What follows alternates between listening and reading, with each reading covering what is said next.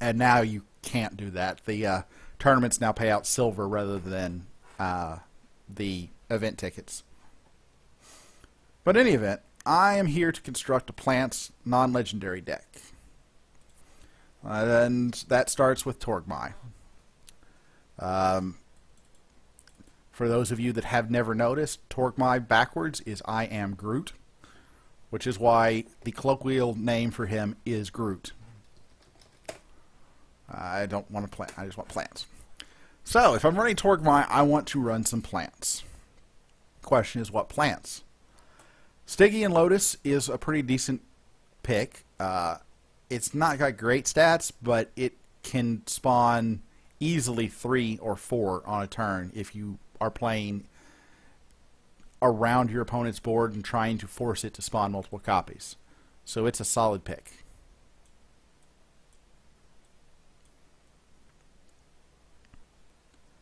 Let's see here. Overgrown Spineleaf is a solid pick as well with decent stats at every level. It's a decent underdrop.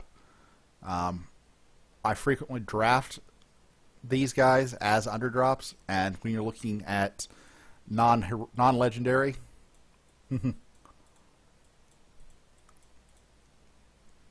nice Fox.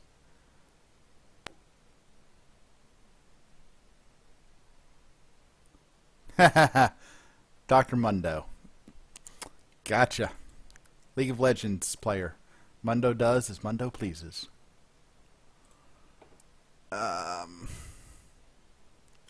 Tangle Sprout is a definite inclusion in a deck like this. I don't want to play it in rank 1, obviously, but as a rank 2 or rank 3 play, it's very solid. So I now have 3, 6, 7, 8 plants. I want one more. I'm trying to remember what I put in here the last time I made a plants deck. Spore Lord is decent. I don't like it because it just destroys your deck's variance. If you put 3 of this thing in here, you're running a 36 card deck. That significantly reduces the odds of seeing any leveled cards in rank 2, let alone the leveled cards that you want to see. And for that reason, even though it can be an overwhelming game winner in rank 1, I tend to shy away from it. For those of you that don't know, the plant fungi here is a 6, 12, 12, 14, 14. Putting 6 of those in your deck is not bad because it's actually a playable card, but it's not particularly good either. It just thins your deck way too much, in my opinion. I think for my other, I want one more set of plants in here.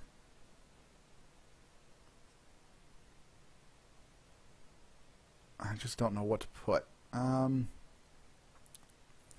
was going to try and stay away from the heroic level, but I'm going to put Aether Roots in here. Just 2 of them. It's not a particularly strong card, and there are people that will call me crazy for doing this. Yeah, Turkus, I might put a 1 of Spore Lord in here, especially since I've got Groot thinning things out. I don't know that it will be particularly useful, but we'll see. Now, that's the plant part of the deck. For the rest of the deck, I am not going to play Brood Queen, despite the fact that I'm going Necria Mutera. I am sick to death of this card. Everybody plays it. And it would make the deck better. I'm not going to lie. It is that strong a card, and its place in this deck is cemented. However, I am choosing willfully not to play it. However, Discian Siphon's another story. Discian Siphon I am definitely playing. As a 3 of in this deck. 3 of.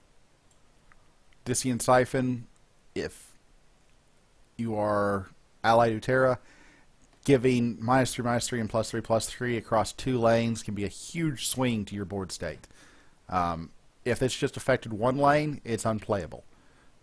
But, well, I don't know about completely unplayable, but since you can split it up across 2 lanes, its value is tremendous. And when you're looking at evaluating spells, because they on them by themselves don't have an impact on the board, you want to find spells generally that you either get to play for free via Ashurian Flame Sculptor or Master of Elements, or have a significant impact on the board, which generally means affecting more than one lane. There are exceptions to this, of course. There are exceptions to any rule. It's a guideline. But when evaluating spells, if it affects more than one lane, it is significantly more likely to be useful than if it only hits one lane. That having been said, I'm going to throw Lycian Shard in here as well. Lycian Shard can make a threat pretty darn big. I'm only going to put 2 in. It's an overload card, so as soon as it's played, it's removed from your deck. It doesn't level up at all, but the +6/+6 is very valuable to me.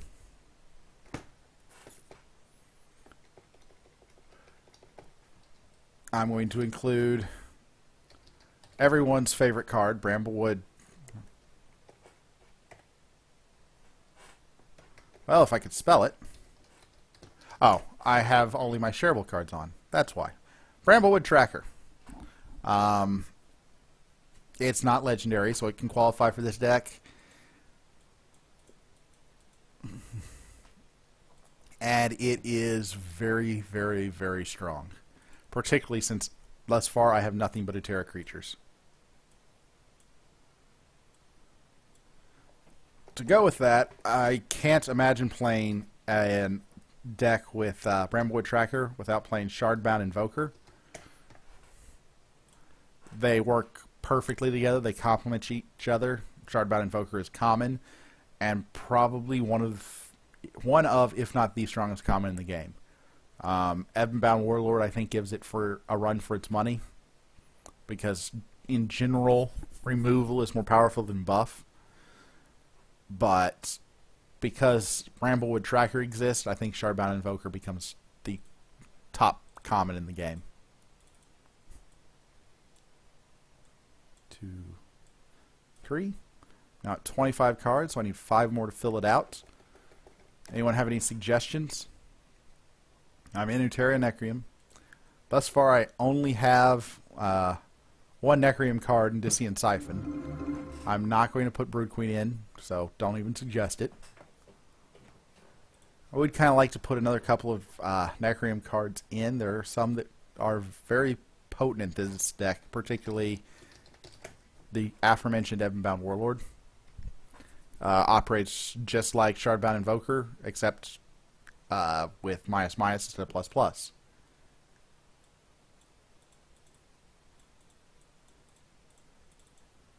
Yeah, all of the bound guys are only 150 silver to craft, so with your first daily rewards, you should be able to craft a play set of them.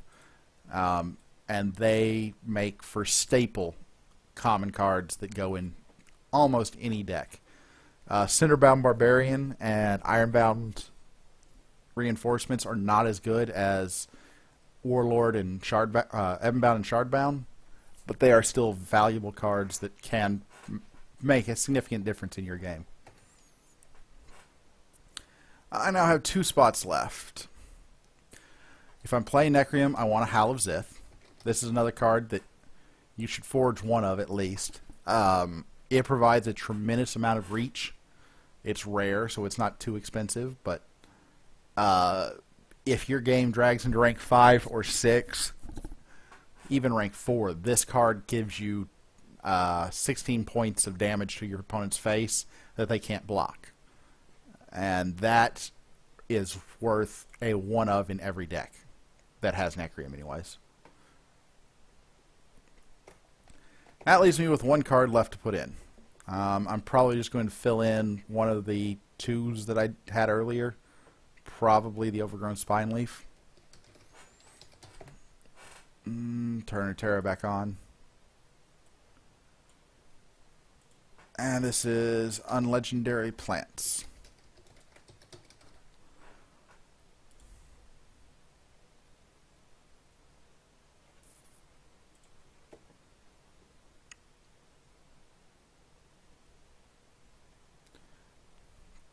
Yeah, heroics are going to take you a little bit to fill out. picking and choosing the ones that you want is a very good idea, because there are plenty of heroics that are worthless, just like there are plenty of legendaries that are worthless. I already have it on Legendary Plants deck. We'll overwrite it.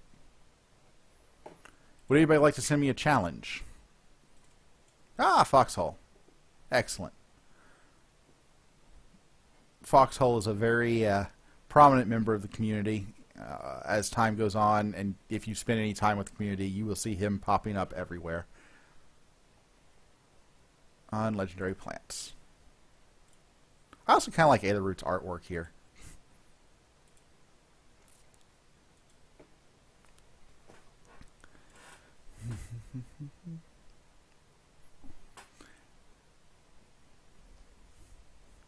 Now, this deck isn't too terribly expensive to build. It does have a decent number of heroics in it for you, but the crux of it being unlegendary means that it is something that is a very realistic goal for you to get to, new to the game. And it will be pretty powerful. I don't know how it would do in constructed queue. I would have to play test a little bit and take it into constructed queue. I don't know that I have time to do that necessarily tonight. But playing this on the ladder would be a perfectly fine thing to try to see how it goes against other unlegendary decks. Also, if you are looking for unlegendary decks or unheroic decks, you can go to the ladder and view people's deck lists there that they have published. Oh, we've got a fill the board type deck. So Tarsus Deathweaver used to be a staple card. He got 2 nerfs and has fallen out of favor, although he's still quite powerful.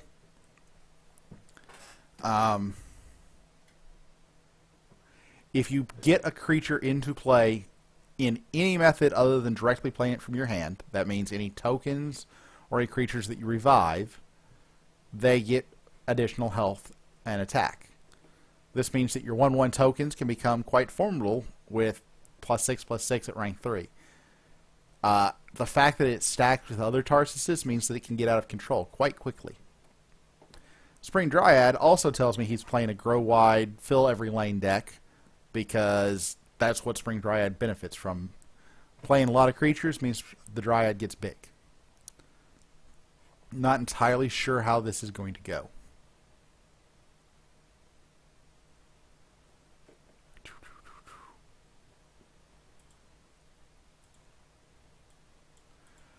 Also, has anybody else been experiencing lag within SoulForge lately?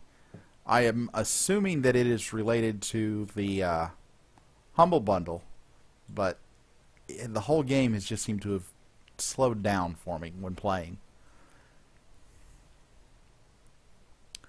I'm obviously going to play Spore Lord here, and I don't like playing any of these other options. I am going to play out the Spineleaf to trade off with Tarsus. It's not a great play, but I have to play something. It's not a card that I want to level. There are cards that I'd much rather get up there, because its health is such that it can be killed by a rank 1 creature easily. Relatively easily.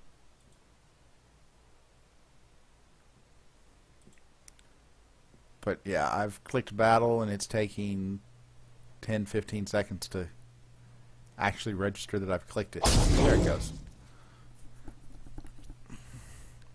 I just assume that the SoulForge servers are under a lot of strain from the humble bundlers. Another Tarsus, so now if you play something like Scatter the Seeds, he'll have 2 5/5 plants. He could start shading Necroflays. That's not good for me.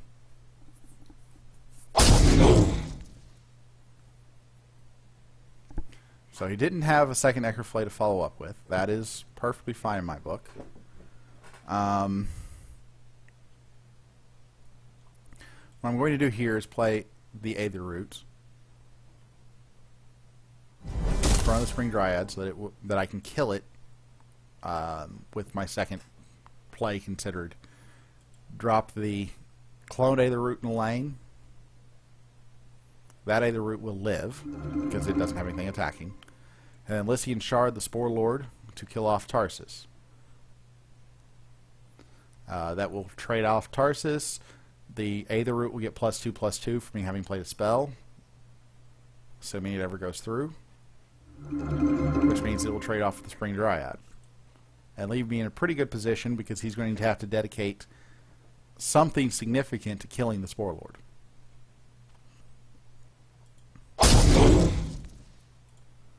So, alt art in general, Tarsus is one of the exceptions, but alt art in general is always coming from purchasing something with real money. There are currently 2, there will be 3 as of next month, alt arts that you can get for means, which is the monthly elite tournament. Elite tournaments are entered into by having 1 normal tournaments and then accumulated elite tournament tickets. This is interesting.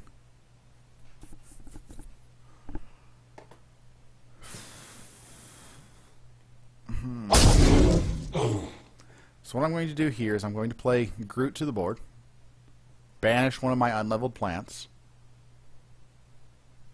play Groot to the board, get rid of the Spine Leaf, make it a 7/7.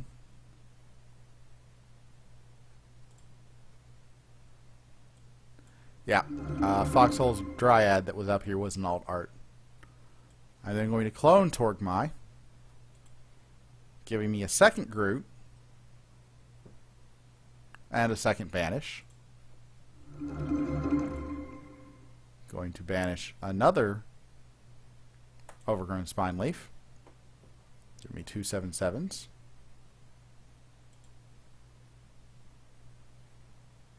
Yeah, this is not draft. I probably should change the title of my thing. I don't know what it is right now. Yeah. I just finished with the casual draft. I'm doing Nonlegendary matches.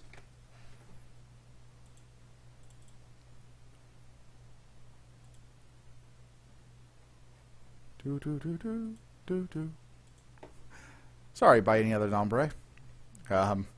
This would have been a very, very good draft deck if I'd gotten it. The fact that I have Stygian Lotus, I guess there isn't anything showing right now that would prohibit draft.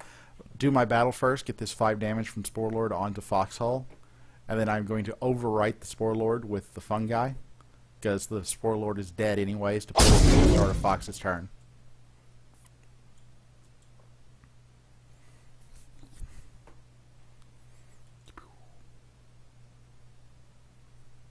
I've been signed out. That's that. In turn, if I haven't already. Yeah, it's rough when you're playing a silver deck and you get the silver right at the end. I was disappointed to not see a Torgmai until the very last turn. Unfortunately, Aether Root is only triggering off of Utera spells, so these Discian Siphons won't trigger the Aether Root. That's a little bit disappointing, but nothing I can really do about it. I expect him to play a spell here, killing something, and spawning a 3/3 token.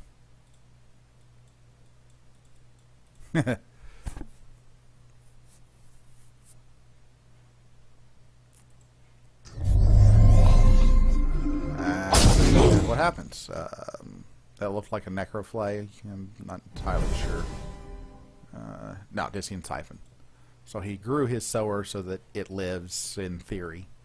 In practice it doesn't, but in theory, I want to go ahead and play the rank 2 Aether Root and siphon the sower onto my Groot that has a lot of health. See, I can do that too, Fox. Which puts me in pretty dominant control of this game.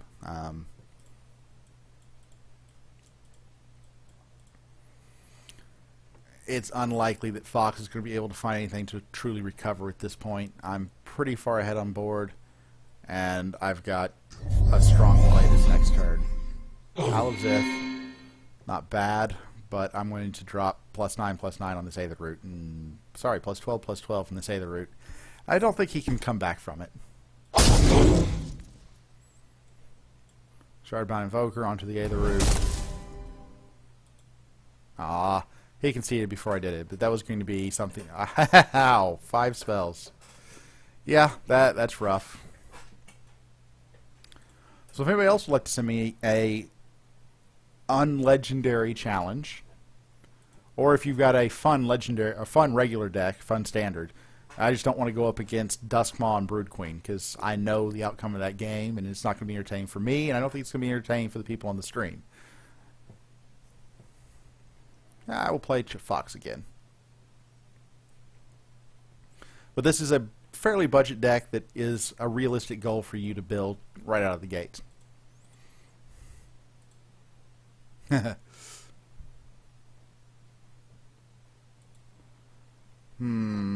Again, I'm playing Tracker to the board off my first turn. If you don't level Tracker, it's a terrible card, but if you do level it, particularly in a deck which is 95% Utera, it is unstoppably powerful. And yes, I did get some strong Spore Lord value that last game. I'm not going to lie, that helped a lot.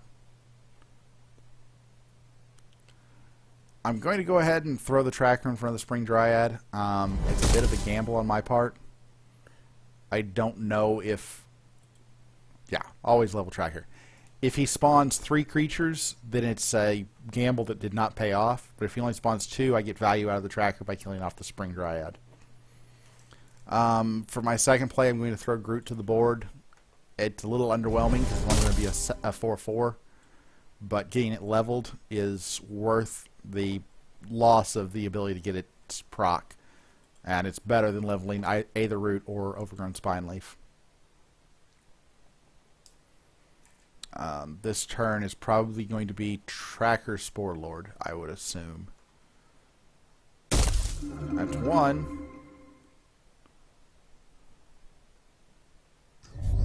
Right of the Grimgons. That's not good. So, while I said this was going to be Tracker Spore Lord, I can't make that play. I have to put in something that pressures this Sower out there. And that is going to be Tracker and Discian Siphon onto the Tracker. Right of the Grimgaunt, in case you don't know, it is an alpha or set 1 card. It has fallen out of favor as of late, but it gives a target creature the ability to grow whenever any creature is killed. And the way his deck plays, that means he's going to be spawning out a lot of creatures that die. In fact, this turn there's 1, 2, 3 that are going to grow, so the --/ I just gave it from Discian Siphon, it's going to earn right back. Fortunately, that does not put it out of kill range of the Bramblewood Tracker. Now, if he has it, Fox will almost assuredly Discian Siphon the Tracker onto the Sower. He might choose to Discian Siphon the Torgmai onto the Sower. But, and there's Discian Siphon. It's almost like I'm psychic. Necroflay to keep its health up. And now I've got a huge threat growing that I have to figure out how to deal with. And I don't have a great way to deal with it.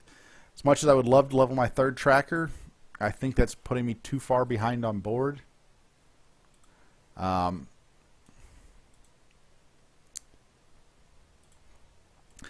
definitely playing Groot in front of Sower. I wish I could have it live, but if wishes were horses, we'd all be eating steak. Name that show. Do my battle. It's going to throw 1 more, obviously, because it killed something. And then I'm going to throw something in front of it that will hopefully kill it.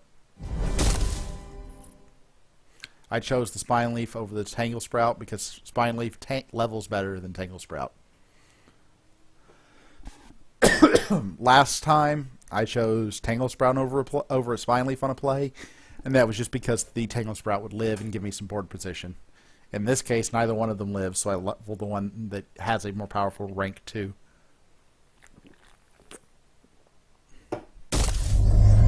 Soul Harvest. Did not see that one coming, Fox. Okay, now I've got a problem or two. I'm definitely playing out another Groot, banishing another card. In this case, it's going to be Overgrown Spine Leaf 1. And then I'm going to siphon the Sower onto Groot, building my own large threat and taking one of his Sowers off the board.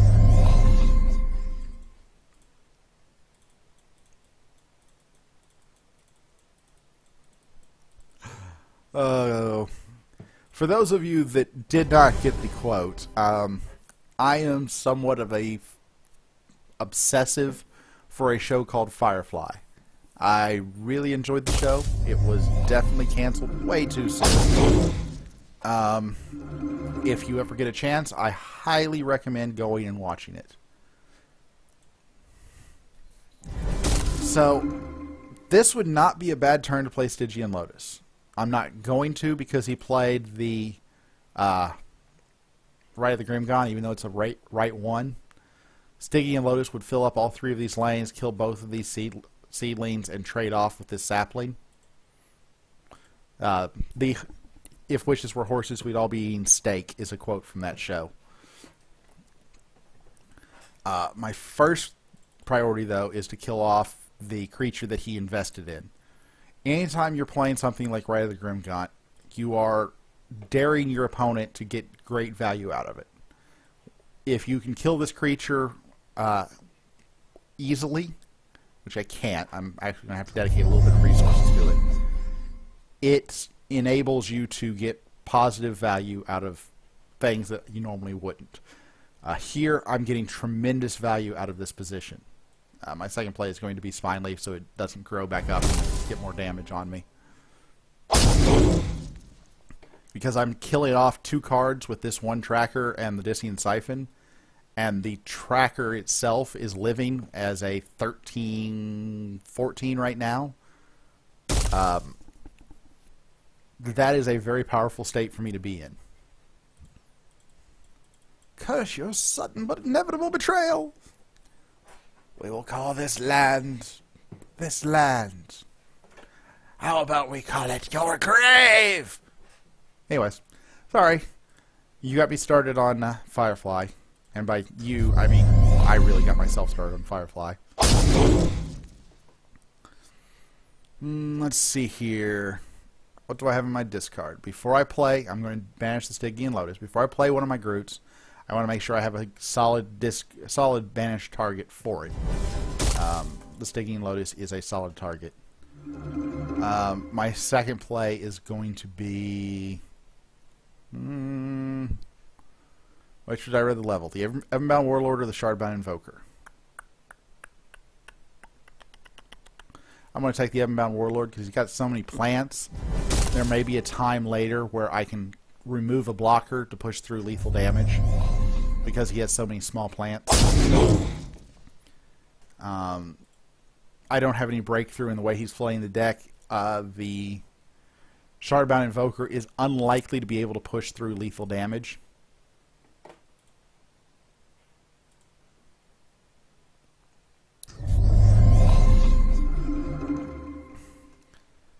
Whereas Everbound Warlord can remove one of these small plants and allow me to get lethal through when I need it.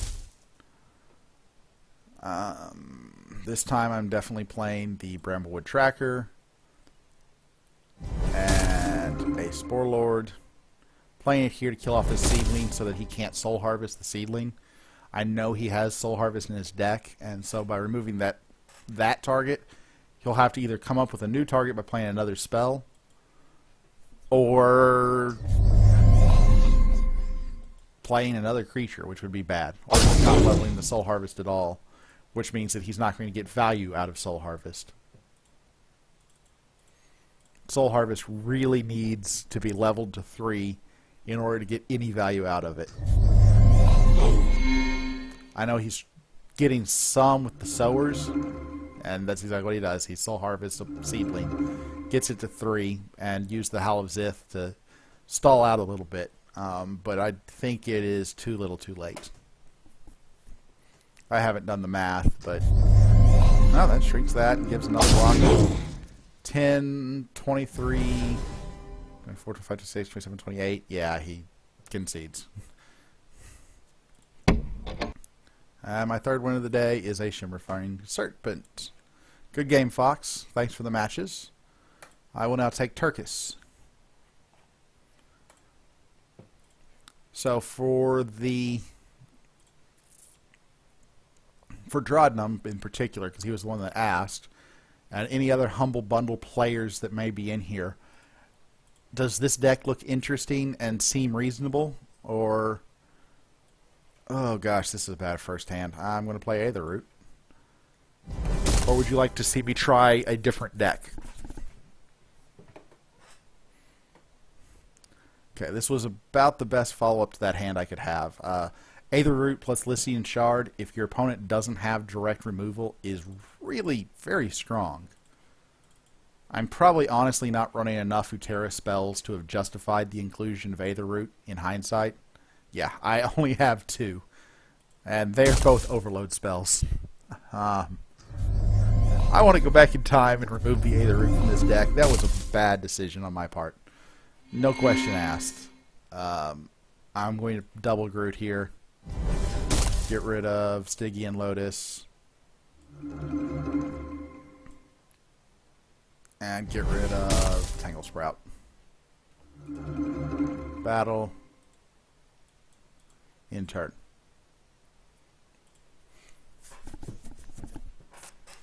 Yeah, upon reflection, Aetherroot was a terrible choice for this deck.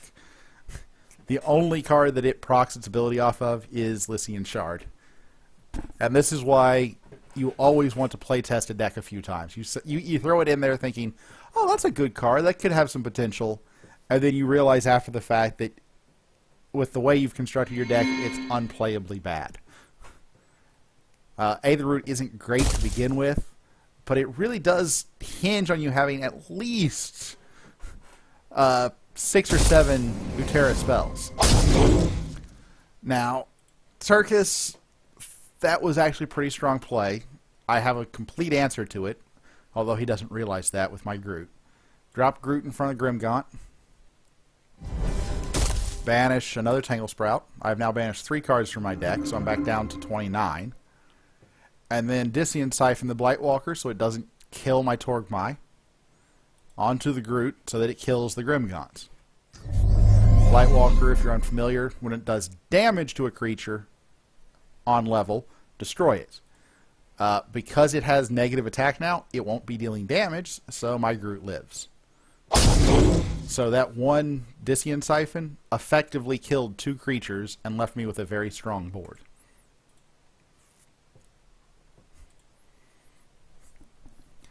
And then now I get my 2 trackers and can level them up in player level 1.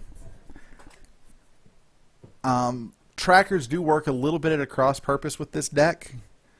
Because I'm banishing plants that I don't get to level. It reduces the number of under-leveled creatures I have in the deck. But I'm not too worried about that in general. Even if you whiff on getting an under-leveled Utera creature, Tracker is still a solid play thanks to his stats.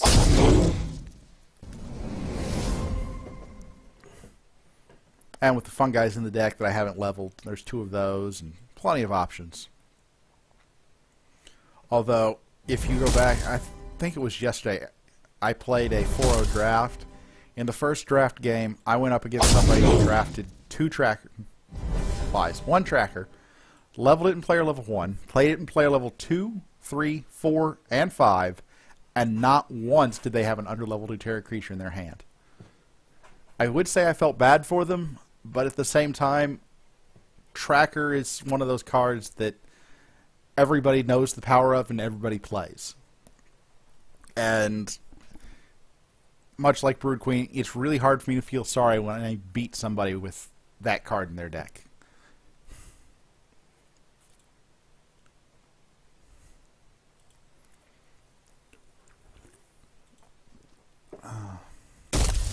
Brute and a Windweaver so that the Everwind Invoker can move and probably kill Brute. Yeah. Not killing Brute didn't seem like an option there.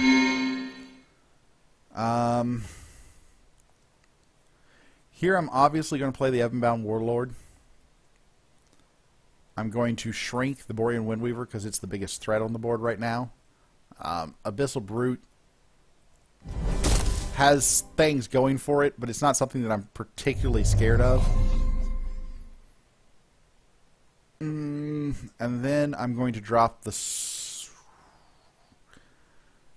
So, Spore Lord is a tempting drop here. I'm not going to do it because I have 2 leveled trackers, and with the board state right now, it's very possible that I will end up in a position where I wouldn't have an open lane to use Spore Lord's ability. And Spore Lord does require an open lane. It's available spaces. So it can't overwrite something like this 3-2 tracker. So I'm going to go ahead and throw out the Lotus and fill both of the 2 remaining lanes that way, knowing that I can overwrite those if I want with tracker and whatever the bonus play is.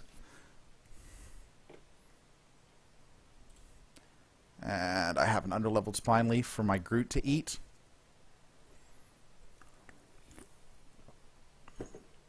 One of the reasons that Groot is a strong pick for a non-legendary deck is its stats at a 7-7, 12-12,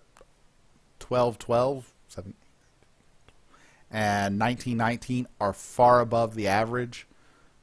You will hear plenty of people refer to the rule of 6. I don't know about plenty of people. You'll hear me refer to the rule of 6. And that simply states that you want to have at least 6 or 7 creatures in your deck that follow the rule that you want a 6 attack at rank 1, 10 attack at rank 2, 16 attack at rank 3. As that's kind of the de facto average. Whew, that's not good.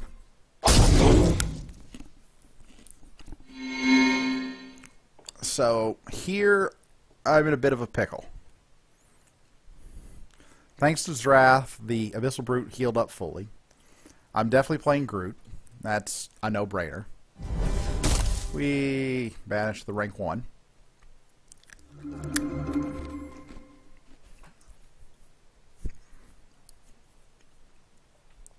However, the trick is, what do I then want to kill? Bizarrak Frost Maiden is quite painful. She can fly around the board and shrink my creatures. And if he has another Windweaver, it can move over, shrink the tracker, and grow itself and become a threat. However, if he doesn't have another Windweaver, that is kind of locked in position and doesn't have anything to move into here, even if I do choose to kill the Abyssal Brute, which is a possibility. What I'm going to do is I'm going to siphon the Brute onto the Stygian Lotus. That kills off Zrath, that kills off the Brute, kills off the Windweaver. My Warlord dies, and my Lotus dies, but he's left with just the Frost Maiden, and these lanes are both empty, so it can't grow unless he drops a Windweaver.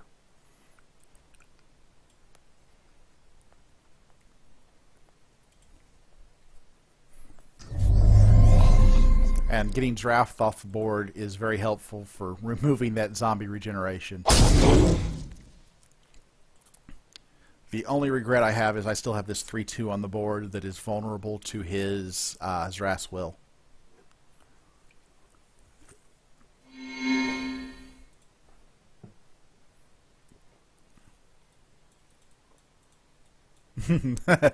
Alright, Fox, I'll take another game against you once I've done sparring against Turkus. I was going to say beating Turkus, but I don't know if that's accurate anymore.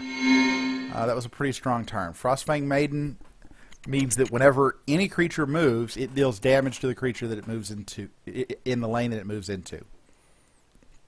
I don't have a way to kill it right now. So I'm going to play Tracker. That falls into the no-brainer category. I'm going to play Shardbound Invoker to buff Groot. Groot still will die to Frostfang Maiden, so I actually am going to move it to the Bramblewood tracker.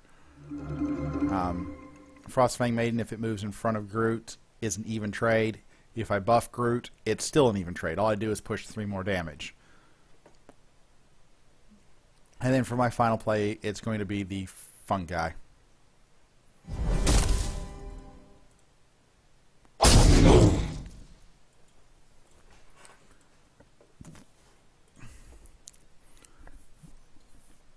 Now Turkus is probably going to be hurting a little after my next turn. I got my second tracker. He knows that I have my second tracker. There's the Windweaver. This combination of cards works very well together, and he just stacked 2 Abyssal Brutes on top of each other for some pretty strong value there. But I do have an answer. So I play my tracker in front of the Brute.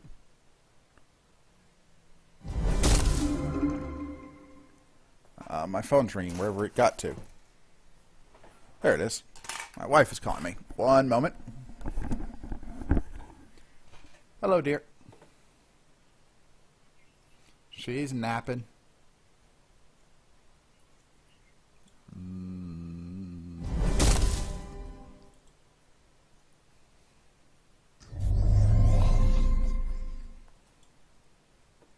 I don't know.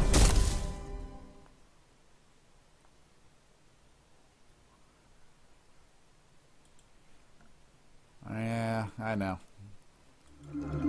Yeah, I could go for or Mama Foos or I don't know. Whatever's easy.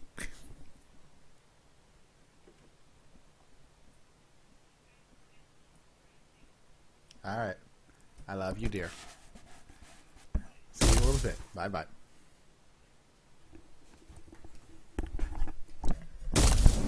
Alright, I'm back. So yeah, the combination of Windweaver and Frostfang Maiden is kind of starting to hurt a lot. Because he's able to dictate the trades that he wants to make.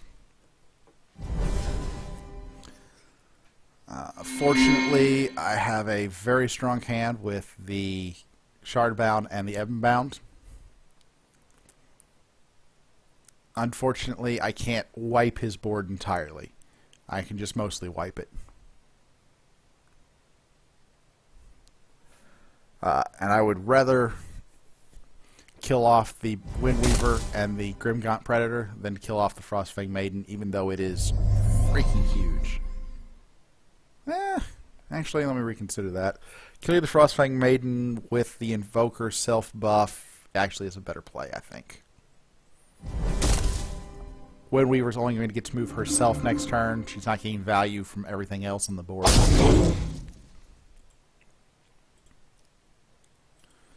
And the Frostfang Maiden was regenning, so getting its health back over and over again is problematic. And there's another Brute. And a gigantic Spite Mage. Move it over to get it regenerating. It's still going to die to my 6, 7, 8, 9. Yeah, to the tracker. I would prefer to be able to kill this Brute, but it's not going to happen. I'm going to throw the Fungi in front of it to keep it under control so I don't have to figure out how to kill a 15-15. My deck can do it. Groot does it pretty easily, but I'm not guaranteed to draw the Groot that I need. And, in fact, I don't. This is not the Groot that becomes a 19-19. It becomes a 12-12. So, because I played the Fungi here, we'll be able to throw Groot in front of the Abyssal Brute and take care of it. Or you know that.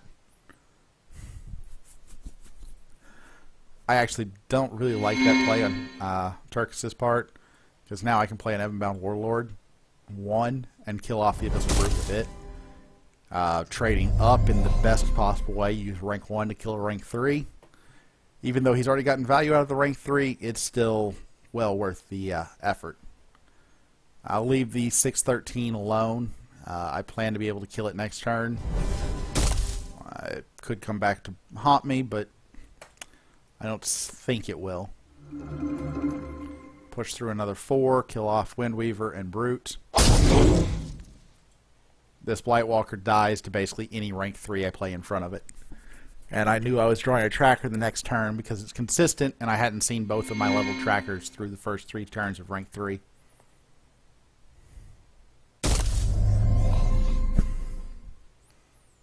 Yeah, Fox, you're probably right. I'd have to go back and take a look, but... Oh gosh, the continuous rain of brutes. Well, this turn is pretty much playing itself. I throw out Bramblewood Tracker, Groot 2. Get rid of... That's the Root 2. I'm one of them out of my deck entirely at this point. And Ebonbound Warlord, Shrinking, Frost Maiden. Frost Maiden can do some serious damage if I let her get going. So, taking her out now is a preferable alternative to die.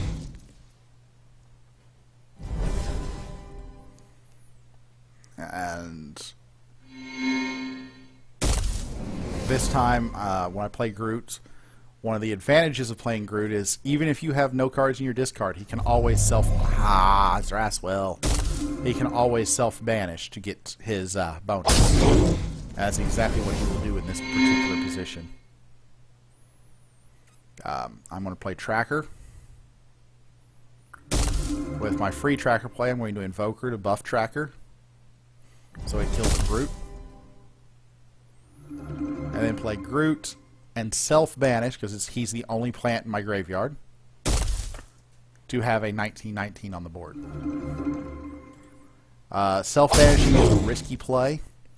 I do not expect this game to go to rank 5, so the fact that I banished him now doesn't have any impact on whether or not I see him in the future, because I'm not going to see him in the future, because the game is going to end before we get to the point that he can be redrawn. I am now at 25 cards in my deck, and that makes everything else pretty consistent.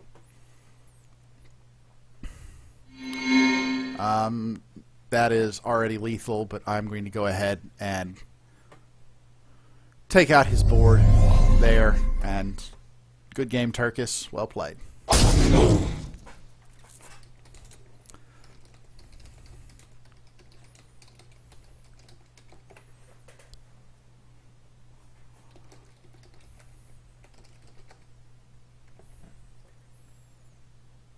I'm apparently not actually logged into my Twitch channel. This has not worked correctly. 1 second. Get rid of that. Pop this up. Pop out chat. Shrink it back down. Close. Take a look in here. Window capture 3. Window capture. There we go.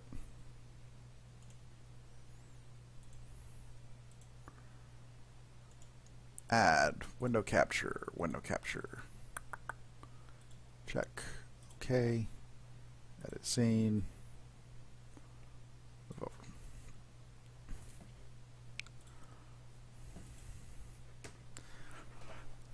When I say Groot consistency, I didn't quite have every card in my deck consistent effectively, but if the game goes long enough, it can get that way, because once you're less than 20 cards in your deck, you're guaranteed to see every card in your deck. I am going to take a quick pause before I accept Foxhole's challenge to remove these Aether Roots from my deck and find a couple of plants to replace it with. Plant. Remember, I cannot put in Legendary, so Leafkin and Nuada are out. Scatterspore Eidolon is out. Wagyu was out before I started. Grokius.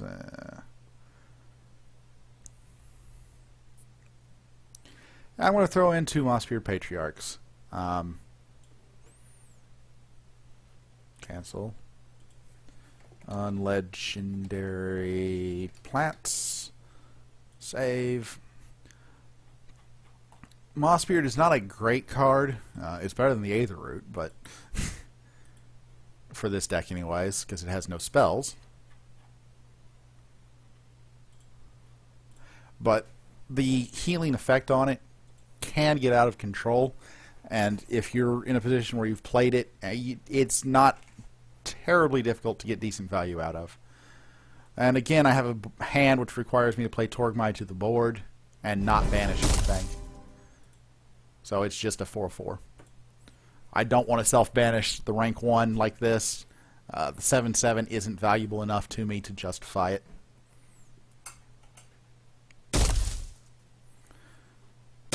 So Fox, unlike Turkus, is playing the Brutes with the plant package. We will see how that goes for him. Hint, I don't think it's going to go well, but we will see. Fungi in front of the Sower, siphon the Brutes onto the Fungi. He will get to drop another creature over here that grows thanks to the Brute, but the Brute will die next turn as an almost guarantee. Not quite, but almost. Dryad's Boon. 5/5, 6/6, and okay, that got big fast. Fortunately, or unfortunately, I have a way to counter this. I would really like to play my tracker here, but yeah, it's tough. One of my two plays is obviously Stygian Lotus. Flood the board. Now I have the ability to either play the tracker and risk the Sower, or play Lycian Shard and kill the Sower. The risk I'm taking is pretty substantial, though, because if I battle and then drop tracker, and my opponent drops a Rite of the Grimgaunt on top of this Sower, the Sower will get +1/+1 from the Seedling, and then 1, 2, 3 more from the kills, and whatever else he plays. I think that's just too large a risk, and I have to go ahead and ensure the Sower dies here.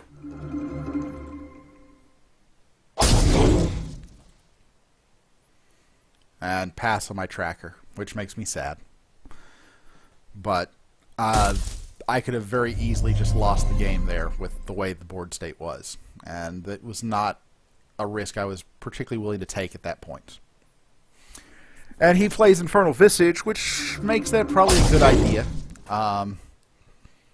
It means that I saved some creatures, and then this guy would have started regenerating, and bad stuff would have ensued. Here I'm going to tracker and Lycian Siphon onto the tracker to make sure this Sower dies. I don't know if he's still running Rite of the Grimgaunt. He was the last time I played him, but even if he isn't, there were still too many buff possibilities that he could have put on that Sower to have really made playing that tracker an optimal play. Also, if you see this picture here in... Oh, shoot. There we go. This picture here that is right below Foxhole's name, this is up thanks to Magician12, who gave me my first donation. This is me and my daughter in our Halloween costumes. My daughter was a tiger, and apparently I was a lion. Lies, that's backwards. She was the tiger, I was the lion. No, I'll get this right.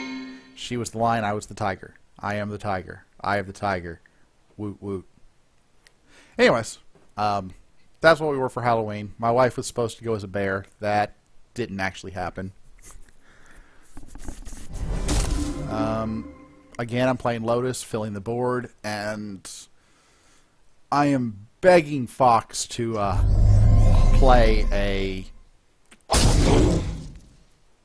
Rite of the Grimgaunt.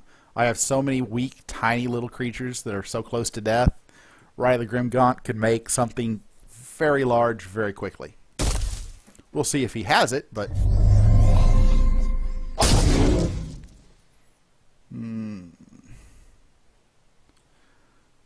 Lay out Bramblewood Tracker. I unfortunately have nothing to change the way this trade works out, so I'll go ahead and do my battle. Play Tangle Sprout.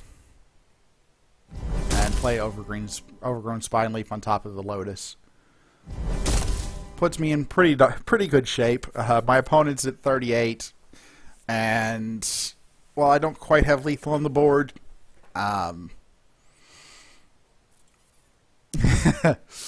Yeah, Fox. This one does not appear to have even gone as well as the pre-Fixie It deck did. Seems to be kind of one-sided at this point. 7, 13, 14, 15, 16, 17, 18, 19, 20, 21. Let's do some quick addition. 14, 21, 28, 29, 30, 31. I can get to 31 damage this turn, and that's tempting to take. I'm not going to. It's a little bit... It's pushing a little bit too much since I know he can flood the lanes. I'm instead going to drop Groot. I should have checked to see what I have to banish first, but I'm fairly certain I've got something. And a rank 1 Stygian Lotus is perfectly fine for this purpose.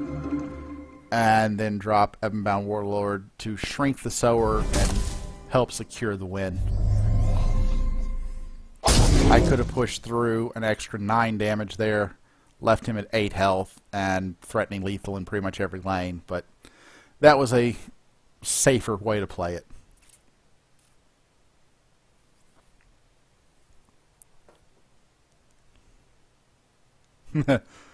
Blarg Pleon.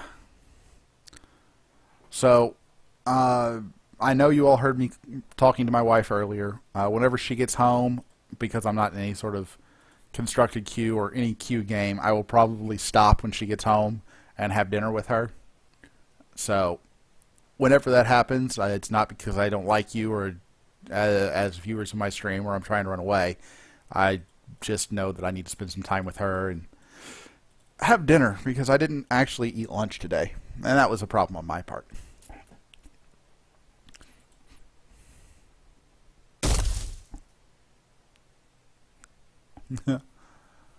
Okay, so we've got a Flesh Reaver.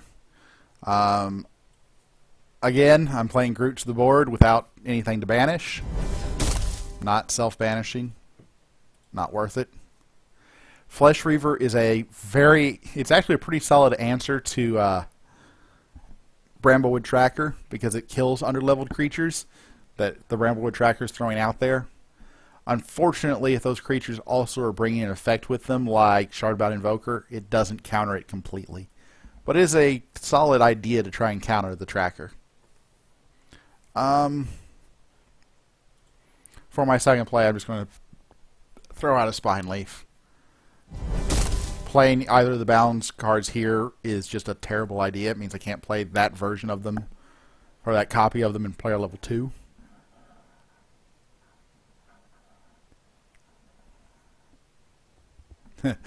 Yeah, Fox. The Lotus kind of hurt you a lot that game.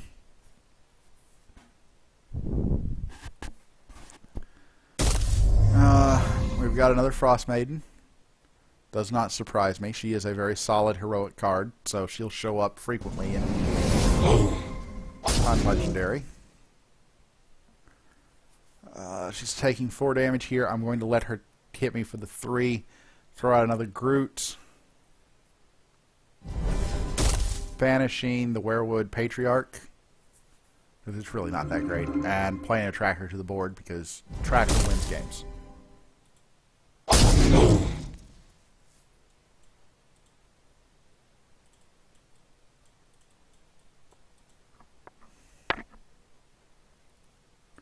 And by any other nombre, that is actually pretty sound advice. Dropping threats is generally preferable to dropping answers, but that's kind of a guideline, not a hard and fast rule. Now, like a lot of things, there is some room for the alternative. Here, I would really like to kill the Spite Hydra. It's going to do some nasty things to my one-attack creatures. So if I siphon the Hydra onto the Tracker, Tracker will kill the Invoker. And then if I siphon the Hydra onto Groot, the Spite Hydra gets out of range of pretty much everything. Or sorry, the Spite Hydra is dead, so it doesn't get the value of killing off my 1 health creatures for free. I would have kind of liked to have played Fungi to kill off the Frost Maiden, but that would have left the 2/2 Hydra to kill Groot.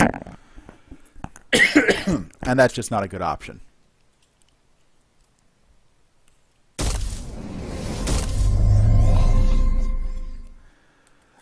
That's true by any other Nombre, but that also would suggest that decks like Brood Queen Dustmaw wouldn't be terribly powerful, but they're two of the most powerful cards in the game by general consensus.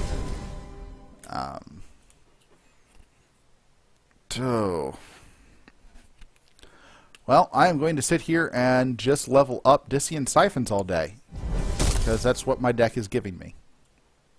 I don't really like leveling Dissian Siphon, particularly not onto a Mossbeard Patriarch, but that's about the only option I see that I have.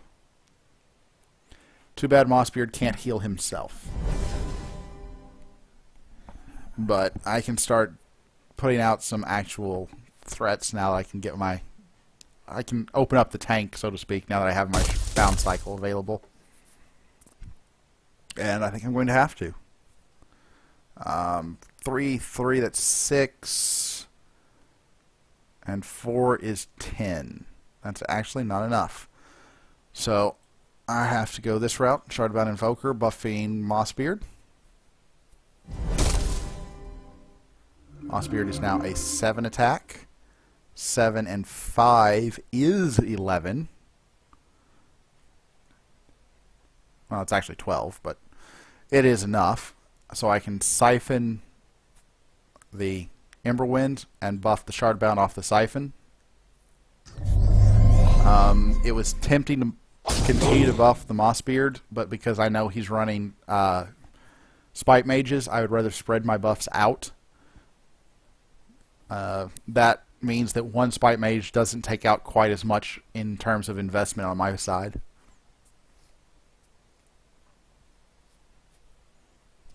Oh yeah, Teak, we can dissect the power of Brood Queen all day long. Long story short, she's removal with a body that has hard level gated, but so easy to activate and doesn't have any real conditions on the activation. Flesh Reaver. So speaking of simple removal, that's not good. If I dropped both buffs onto the Mossbeard, that would have just taken them both out, and now the Shardbound would be dead. As it is, the Shardbound's going to get to trade up. Not entirely sure I agree with his Flame Lance there. I know why he did it, but I don't know that it was his best play. But it does ensure the Shardbound Invoker dies. Drop my Shardbound Invoker, self-buff, and drop Groot. Let me make sure I have something to banish. I do. I have the Lotus or the Fungi. I will banish the Lotus. You'll notice that I have been playing my creatures spaced out. That's because he's running Grimgaunt Predator. As it stands, if he drops a Grimgaunt Predator to kill something, it doesn't have the ability the next turn to move one space and be immediately threatening to eat something else. By spraying it out like this, I have some control over how quickly his Predator grows. Spite Mage takes out Torgmai. Yeah. By any other Nombre is right. The biggest problem with removal is it's generally targeted at something. And if you're not running up against that something, the cards are significantly weaker. I'm going to go ahead and play Tracker here. I don't particularly like playing rank 1 Trackers in rank 2, but my deck didn't really give me another choice. I obviously played the Evanbound to get the free kill on the Flesh Reaver. But the rest of that hand didn't really have anything I wanted to play, and getting a Tracker 2 level is still a solid option. That Frost Maiden is going to be a pain. I'm going to go ahead and call it now. I'm going to play Tracker, Tangle Sprout, and Groot. And Groot's going to banish the Overgrown Spine Leaf. But Frost Maiden is still going to be a problem. It shrinks 4 at this level, so it can move over and trade evenly with Groot 2. It could also move over, grow itself to very large levels thanks to Everwind Invoker.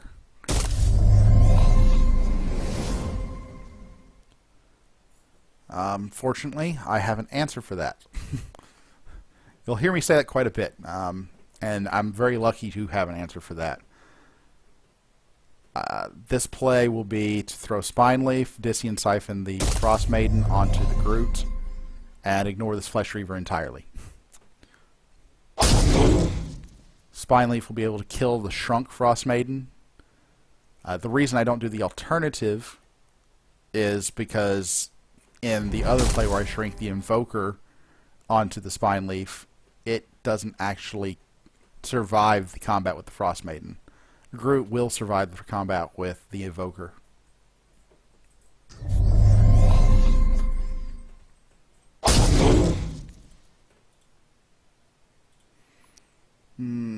Well, this is going to be Tracker, Groot. Do I have to banish 2 Tangle Sprouts and Stygian Lotus? That's fine by me. There's a small chance that I would rather play out the 2 Groots. Probably not going to be the case, but it is a possible play.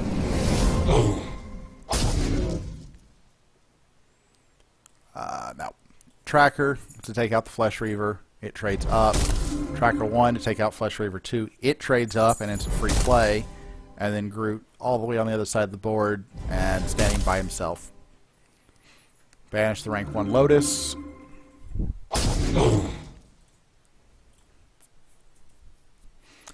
And see what I get. Not sure quite what to make of this hand. I'll have to see what he plays first.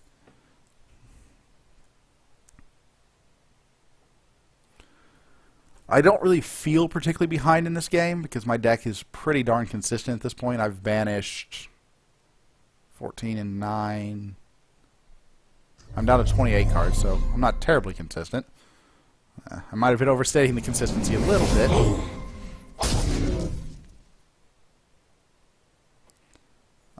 This turn, with what my deck has given me, I'm probably just going to push through damage. If I throw the Shardbound here... Oh gosh. How do I want to play this?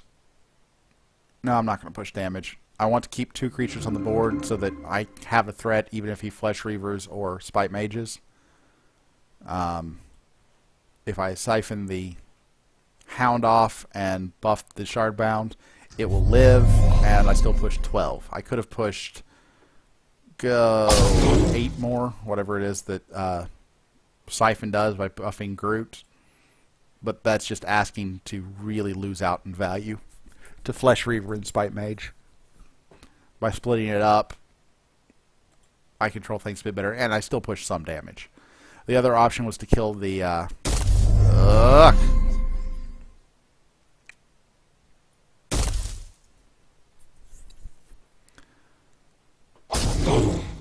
14.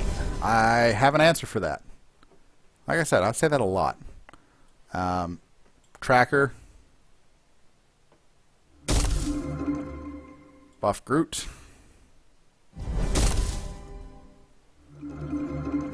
Still not enough. And I really absolutely have to kill this. I can't let this Frost Maiden live because with 3 mobility she goes wherever she wants and can easily kill me if I let her get away from me. But with the double buff of 2 Invokers, Groot will kill her. Unfortunately, my big Invoker will die to the Predator.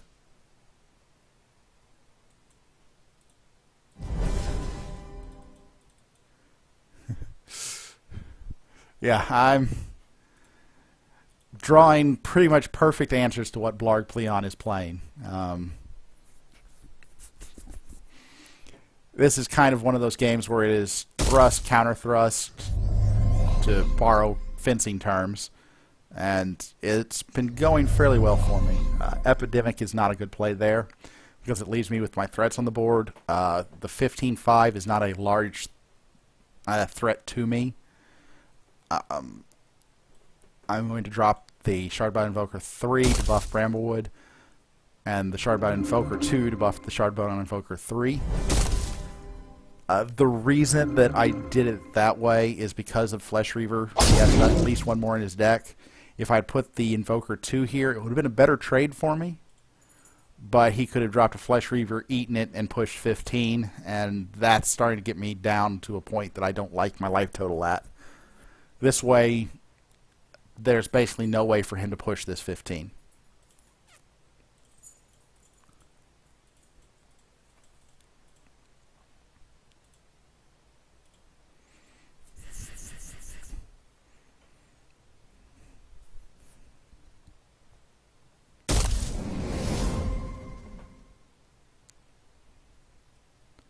And there's the Spite Mage. He's got to handle...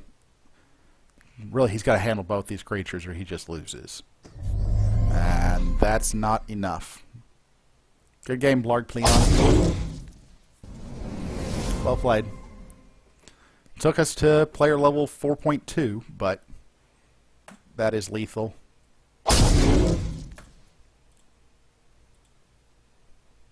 Yeah, when Epidemic is played and nothing dies and doesn't make any positive trades, it's a sign that it was a bad hand. Flesh Reaver 3 wasn't bad, but the rest of the hand was probably pretty bad. And Blarg Pleon said as much in chat, with saying that it was Flesh Reaver and level 1 cards. So, I just went 5-0 with my unlegendary deck against other unlegendary decks. I hope that that serves as a good example for you. I have to remember the name. Oh, Mr. Mundo. Dr. Backwards Mundo. Oh, wow. I got lots of people in here. Welcome everybody to the stream. Thank you for watching. My wife is not yet home. Fair enough, Foxhole. You were playing a sower deck, and sower decks are amusing, but not generally terribly effective. My wife isn't home yet, so I will continue to take any challenges if anybody wants to play. Or I could put together and challenge somebody with what I think is one of the most atrocious decks ever created by Mr. Stoutmeister. The Wagyu Life Drain deck. He was the first person I saw play it. I don't know if I should really be attributing it to him, but oh, it hurts. It hurts so much. I hate this card so much.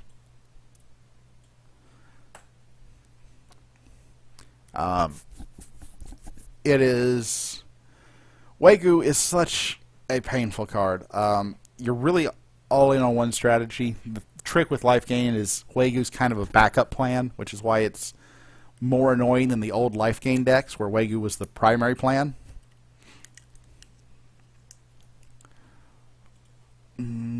But what would you all like to see me do? I'm not going to jump into a queue because I don't know for sure that... I don't know when my wife will be back, and I do plan to get off whenever she gets back home. I will play Blarg Pleon again. If anybody else would like to challenge me. Yeah, Wagyu Conjure is by no means unbeatable, but it is super annoying to play against. I hit Stout running it, and with my dinosaur deck, and it was my only loss in a 3-1 con queue, and he just hit a perfect, and it hits perfect turns pretty frequently. Not always, which is why it's inconsistent, but when it hits a perfect turn, it just wins. I think it was turn 2.2. He dropped Wagyu, Crypt Conjurer, and two Tendrils of Twilight. And I just said, okay, your Wagyu is now 5, 10, 20, 20, 22, 22, something like that. And it just went badly from there.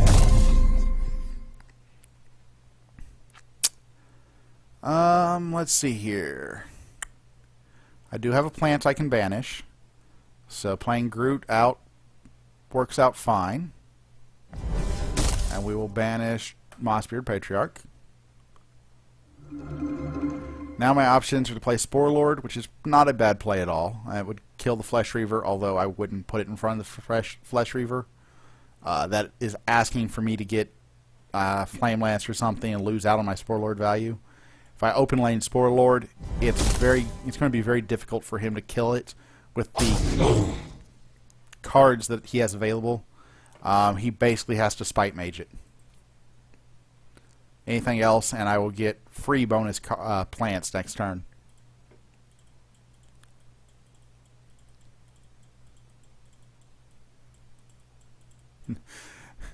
Yeah, it's...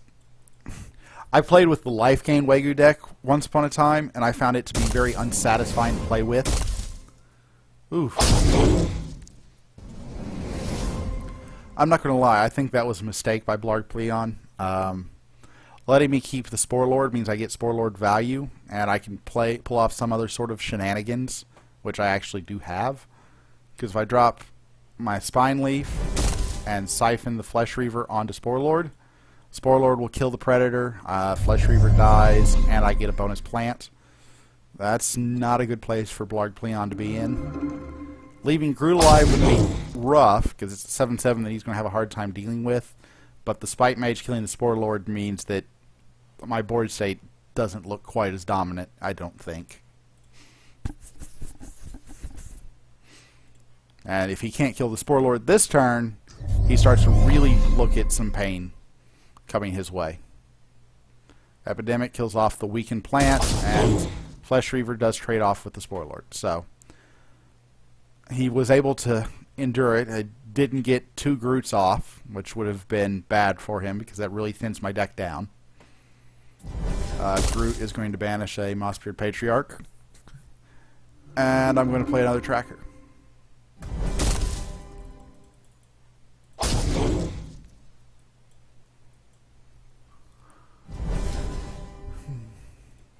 Yeah, I understand why you did what you did, Blarg Pleon. It was the riskier of the 2 plays that I saw that you had available from what you played. And it's not always bad to go with the riskier of the plays. I just don't know that I would have done it there.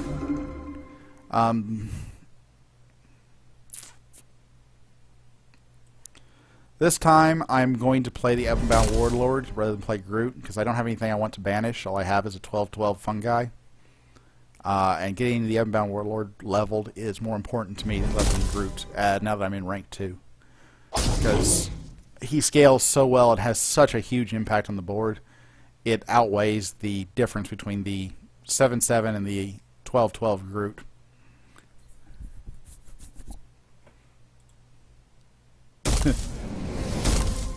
That does seem to be the theme today, is that with this deck I have been reliably drawing answers to whatever my opponent is playing.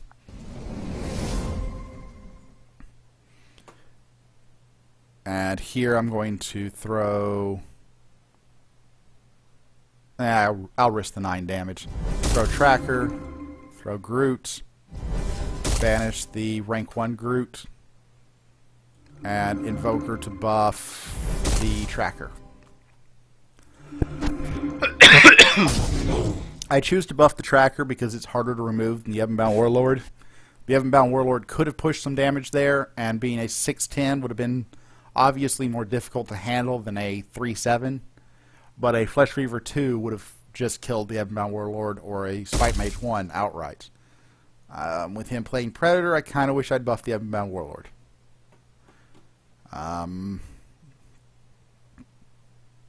Yeah. That might have been a slight mistake on my part. I knew he had the Predator, and it was a very real possibility that it could come down and eat a cheap Warlord.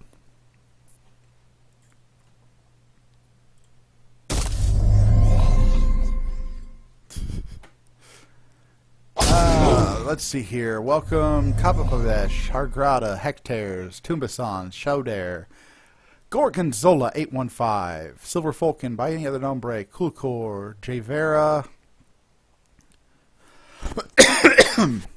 Foxhole Teak, Ark, Hero Sage, Beowulf, Turkis, and Contagion King. I think I hit everybody. I might have missed Blarg Pleon, who I'm playing, and Dr. Mundo backwards. Now, better than any other nombre. That is just not true. I've had plenty of games where I have complained about random number generator. If you go back and view my stream, you will definitely see more than a few of them. Choosing to buff Groot here because it pushes damage and gets the Groot out of kill range of the Predator in case he was thinking about moving over.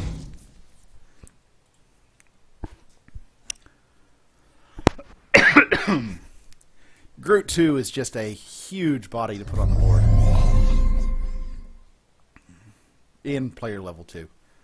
This means that he can get the Grimgott Predator to grow, but doing so is putting the Grimgott down significantly in health. If he moves it over and pushes the 13, it leaves the Groot to smack him in the face. I'm not really sure which one's the better play. They're not. Neither one of them is particularly good. Lance to kill off that. If I were him, I would battle and then move the Predator over to take out the other Groot. Because the Predator will be at 6 life at that point. Minus 8 plus 4 is 6. So I have an answer for it. I'm sure that everybody in the stream knew I was going to say that, but oh, he didn't move it over. I still have an answer for it. In fact, it's an even easier answer now. I drop Evanbound Warlord, shrinking the Predator. And if he'd moved it over, I was going to siphon it onto the Shardbound Invoker. But since he didn't move it over, I'll let the Predator and the Warlord trade off. And I'll instead throw the Spine Leaf as a further threat for the future. Again, I like to... This isn't always the case. It depends on the deck. But I like to spread out my threats so that, rather than grow them, so that one card doesn't take out multiple plays. And with him playing Flesh Reaver and Spite Mage, one play can take out this Groot if I grow it. One play cannot take out both Groot and Spite Mage.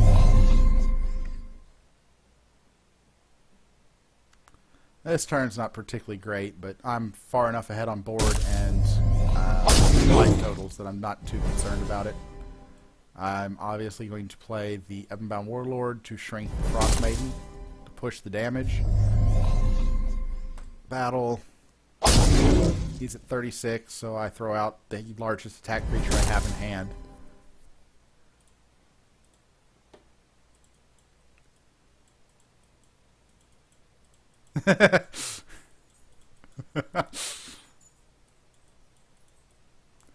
Yeah, Blarg Pleon.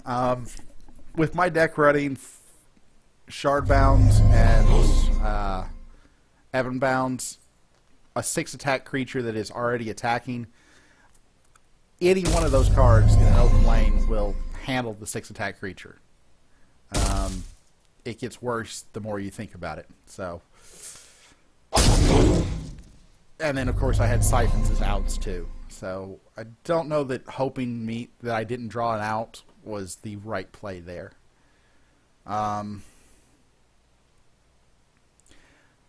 He whiffed on the mobility, the allied trigger on Frost Maiden, which is really nice for me. It means I can completely ignore this card. So I'm going to play Tracker, Invoker, buffing the Spine Leaf. The reason I buff the Spine Leaf is so that it's going to discourage him from moving the Predator over. And then, of course, I'm going to siphon the Predator onto the Evanbound Warlord, spreading things out. Buffing the Spine Leaf means that if the Predator moves over, it dies. Here, it does live and get to grow, but just by the skin of its teeth. And if he does that, well, he's not actually looking at anything else.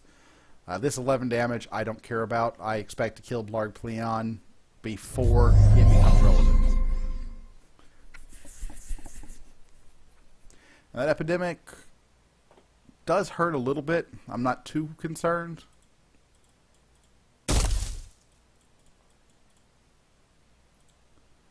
The predator is going to grow. The predator is also going to die. It's just not going to have the health to survive much of anything. And Windweaver to bypass the lack of allied trigger on the Frostmate. Very nice. So, in answer to that, I'm just going to drop Groot, banish the Lotus, then drop Groot, banish the Spine Leaf, battle. I'm sorry, Blarg. I have the answers again. Now my deck is down to 8, 21, 26 cards. So I see all but 6 cards every time I go through. Which means I played a lot of Groots this game. And in terms of drawing my answers, that's one of the reasons this deck has been able to keep drawing its answers.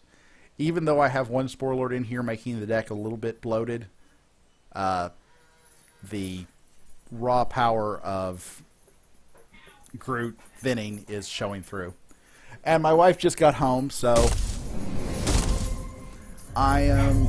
I heard a puppy make a sad hurry sound. Hey.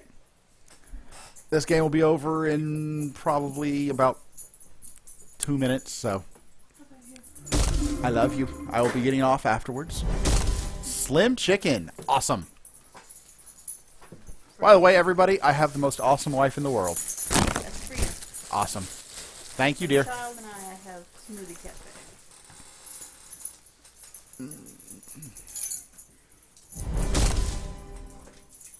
Is she asleep? She was the last time I checked, which was about 20 minutes ago.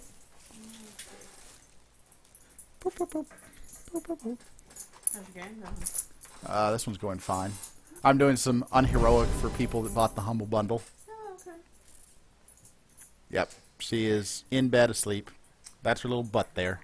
Sticking up in the air. She's so cute.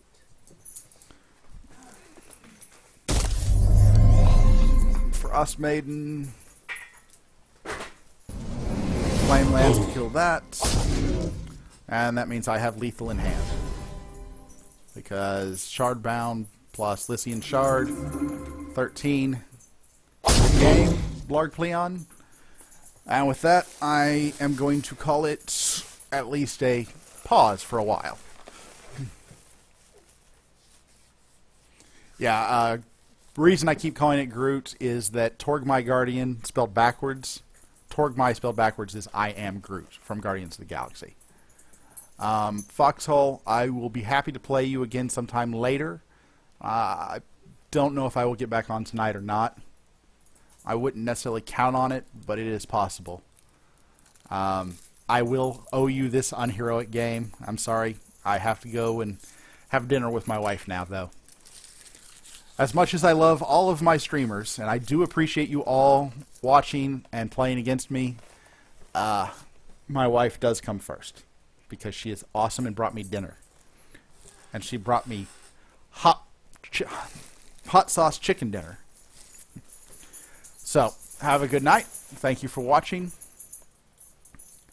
If you are a new person, shoot me a note in Twitch messaging, and I will do what I did for Dr. Mundo backwards and send you a set of starter heroics.